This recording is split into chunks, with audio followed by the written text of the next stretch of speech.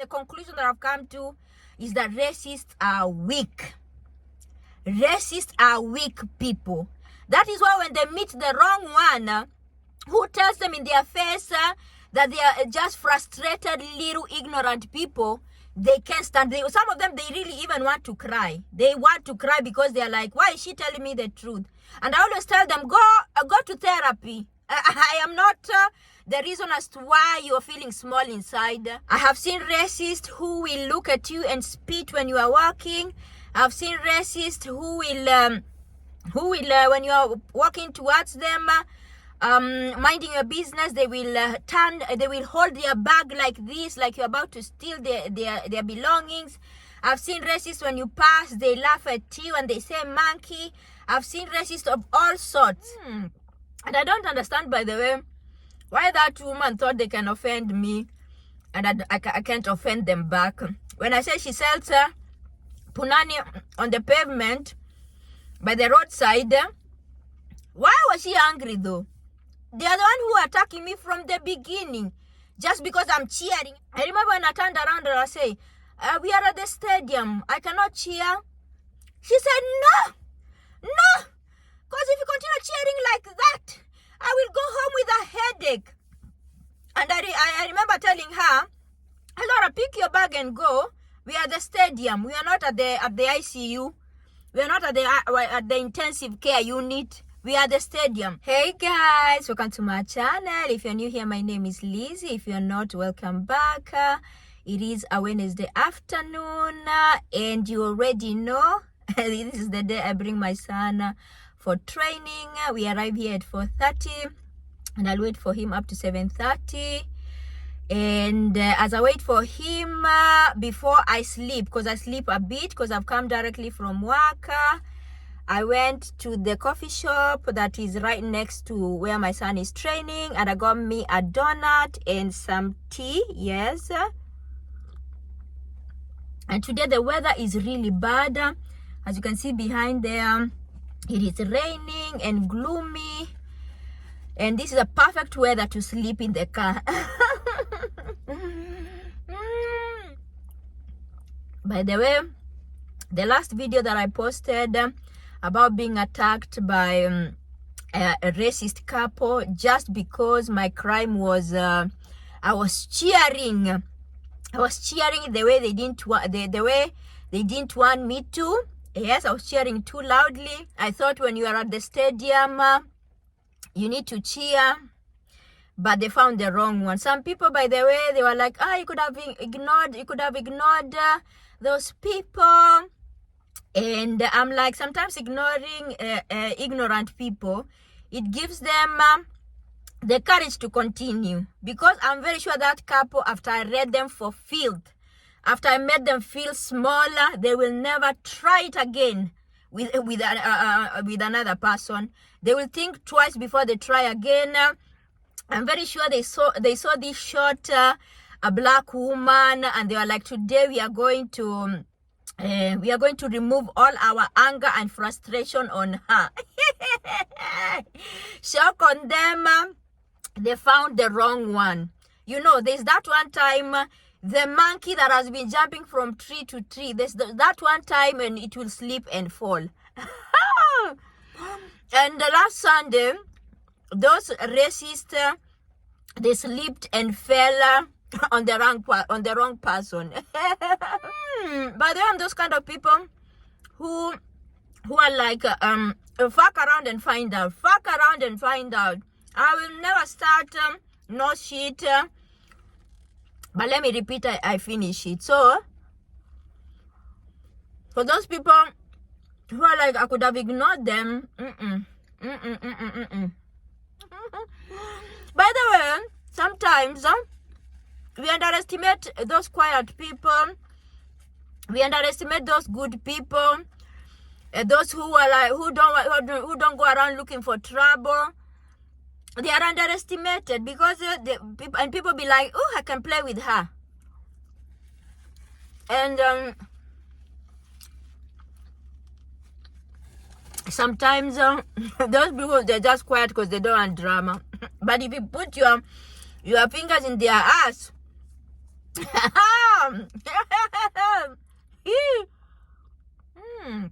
And I don't understand, by the way, why that woman thought they can offend me and I can't offend them back. When I say she sells punani on the pavement by the roadside, why was she angry though? They are the one who are attacking me from the beginning just because I'm cheering. And I remember her. But then now if I remember, now remembering it, looking back, it is the woman who it was too much, no? And the husband joined in. I remember when I turned around and I say, we are at the stadium. I cannot cheer. She said, no, because if you continue cheering like that, I will go home with a headache. And I remember telling her, Laura, pick your bag and go. We are at the stadium. We are not at the ICU. We are not at the intensive care unit. We are at the stadium.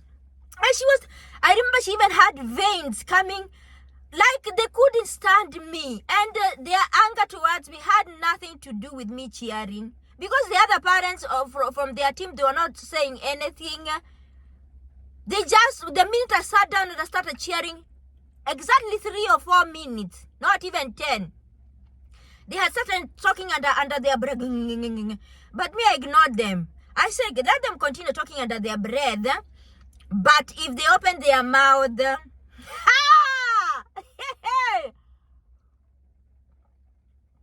I am ready. I stay ready so I can be ready all the time. Because I've been here in Italy. It will be 15 years in April. And I've seen it all. I have seen it all. I have seen racists who will look at you and spit when you are walking. I've seen racists who will when you are walking towards them, minding your business, they will hold their bag like this, like you're about to steal their belongings. I've seen racists when you pass, they laugh at you and they say monkey. I've seen racists of all sorts. But one thing that the conclusion that I've come to is that racists are weak. Racists are weak people. That is why when they meet the wrong one, who tells them in their face that they are just frustrated, little ignorant people, they can't stand. Some of them, they really even want to cry. They want to cry because they are like, why is she telling me the truth? And I always tell them, go to therapy. I am not the reason as to why you are feeling small inside. Because even racists, they are small. They are small.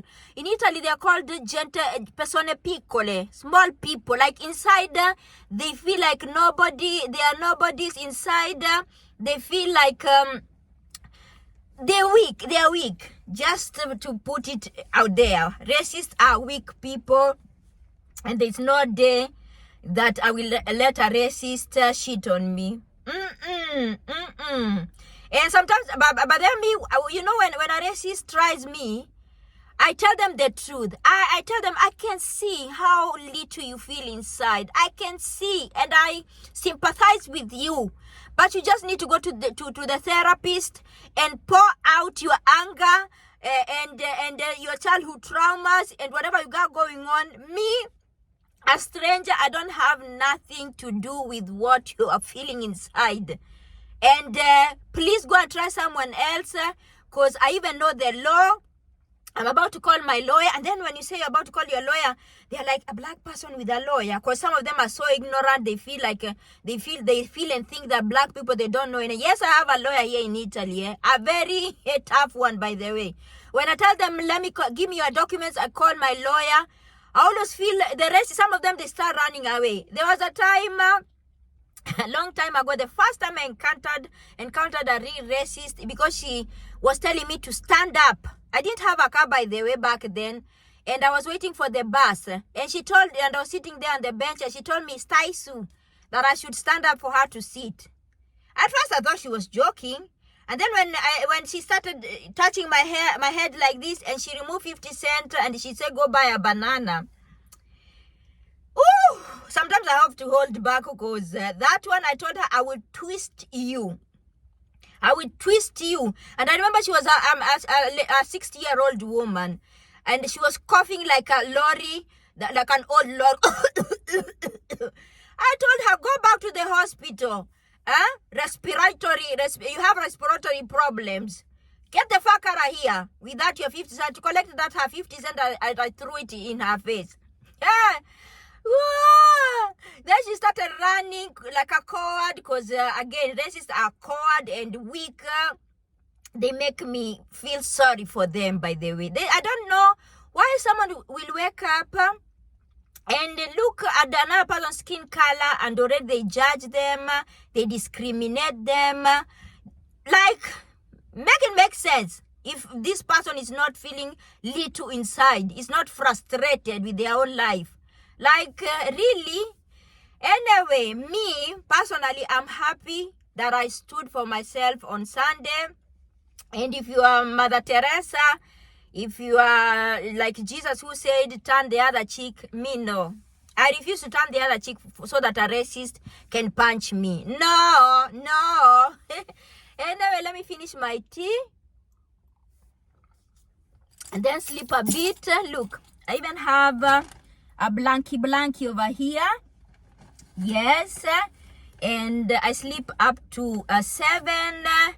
And then I go wait for my son outside the changing rooms. Thank you so much for watching this video. Till next time. Ciao.